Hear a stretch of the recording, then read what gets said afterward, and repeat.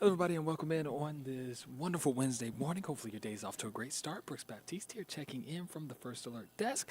Let me see if I can find the way so that you can see me. There we are. Good morning to you. We hope your day is going well. We have a couple of stories that we're staying on top of, and we're watching right now at this hour. We had a pretty busy morning because of a house fire out of Cherokee County that unfortunately claimed the life of one woman.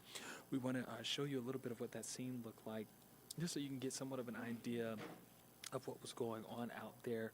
And it's quite unfortunate because, again, this fire has claimed the life of one person, and we have learned from a roommate that was there on the scene. Originally, I should say, we learned from a roommate the circumstances regarding this fire, but right now investigators are still trying to put some pieces together to figure out what exactly led up to this fire. So this happened on a home, or at a home, I should say, on Vaughn Road. Cherokee County Sheriff's Office was able to confirm with us that a woman did die and was pulled from a burning home. And really, you do have to give some credit to the fire officials out there who were able to save this woman from a piece of the home that, or I should say, excuse me, who were able to get the woman from a piece of the home. Again, unfortunately, she did pass away. We're still working to learn those circumstances surrounding this. So, of course, we'll be staying on top of this. Our Madeline Montgomery is there on the scene. Still, things have definitely slowed down a bit out there, but still a lot of developing details that are coming into the newsroom. So we should have an update for you on Atlanta News First at noon. We'll be sure to keep you posted there. Also this morning, another story that we are watching, a family in Atlanta's Mechanicsville neighborhood just devastated this morning after a 19-year-old man was killed in a drive-by shooting. A young life gone just that fast. Well, police are still trying to track down the shooter, and Atlanta News First Rebecca Schramm has more information on who police are on the lookout for. Investigators are looking for a white four-door sedan. They're not sure how many people are inside. The drive-by shooting happened yesterday afternoon. 3 people were shot. One of them did not survive. Let's take you to the scene. This is in Southwest Atlanta on Ralph David Abernathy Boulevard at Windsor Street, just a few blocks from where I-20 and the downtown connector meet. It appears 3 young men were perhaps moving through that area, according to police, when they were targeted by someone in that white sedan. Some of our colleagues at the scene spoke with a woman who heard the gunfire, opened her front door, and found a young man she didn't know lifeless on her doorstep. 2 other young men were in her front yard. They had also been shot. Paramedics rushed all 3 to the hospital, but one of them, that 19-year-old, died. I want his mama to know that I prayed. I got on my knees when I saw him on the porch. I got on my knees. I prayed. I prayed to God. And I'm sorry. I'm sorry. There was nothing I could do. We are working to find out the name of that young man who died. Now, there's a food mart right across the street from where that woman's live, and it has security cameras. So we're checking with police to find out if those cameras captured anything that might be helpful for investigators as they search for the killer.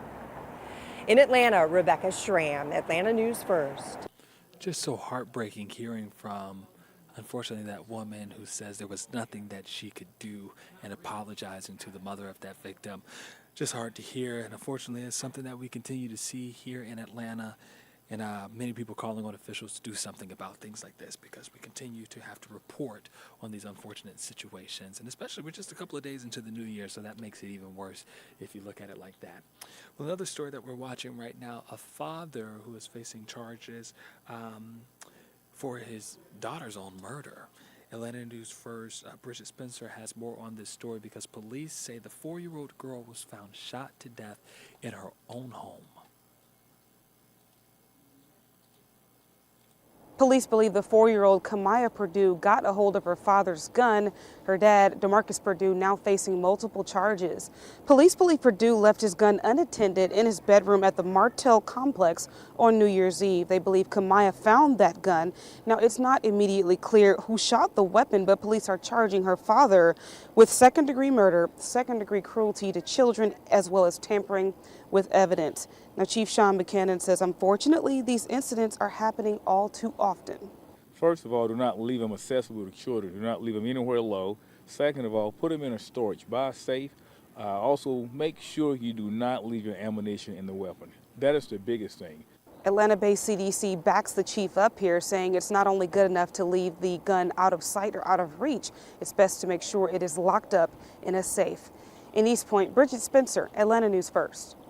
Bridget, thanks for that report there. We do have new details this morning regarding Police believe the 4-year-old the victim of that crash on I-75 in Cobb County. We brought it to you as breaking news yesterday during our morning newscast.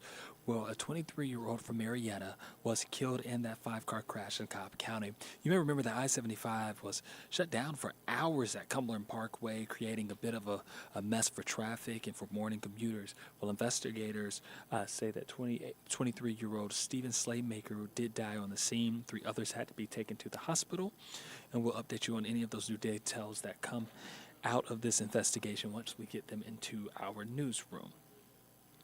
I'm like, what a great birthday gift. I get 2 boys on my birthday, so we came in with new little ones, but this is just a crazy story here. This is such an amazing story. Twins born on different days in a different year. A couple in New Jersey had one baby on New Year's Eve and then another one on New Year's Day. The twins were both about 40 minutes apart, but in different years. Now, they were due at the end of January, but the mom's water broke on New Year's Eve, which also happens to be her husband's birthday. Baby Ezra was born at 11:48 in the evening time. His brother Ezekiel was born at 12:28 in the morning. Twin brothers, literally born on different days and in different years. Take a look at that. Police believe the 4-year-old Kamaya Purdue got a hold of her father. I'm like, what a great birthday gift. I get 2 boys on my birthday, so we came in early enough on that day that I was thinking, okay, maybe this is going to happen. I was still pushing when everyone's doing the countdown, and we just said Happy New Year in the middle of me trying to push out baby B. Now, the boys' parents say they can already see the fraternal twins' different personalities. What do you think about that? Again, being born technically within the same 24 hours, but on 2 different days and now in 2 different years. What a sight for those parents there. I just can only imagine the siblings and the stories that they will have in the future. Because one is going to remind the other that, oh, I'm a little bit older than you. We know how that goes. All right, let's take a live look for you outside at Centennial Olympic Park, where you can see, once again, it's a bit gloomy out there. We do have a first alert for today because of the potential of showers moving into the metro later on. And I would love to just let the meteorologist tell you what else you can expect, but I'll give you a little hint. It's not snow, but it reminds you of snow. Did you pick up what I was putting down right there? So we've got First Alert meteorologist Ella Dorsey, who's going to have more for you coming up in just about 20 minutes with weather where you are. She'll break down that full forecast for you and time everything out for you so you'll know if you need to be on the inside or if you need to have the kids at home so that they could be outside, maybe enjoying some of those flurries that are expected. In the meantime, remember the news always continues on AtlantaNewsFirst.com and the free Atlanta News First app. Make it a great Wednesday. We'll see you.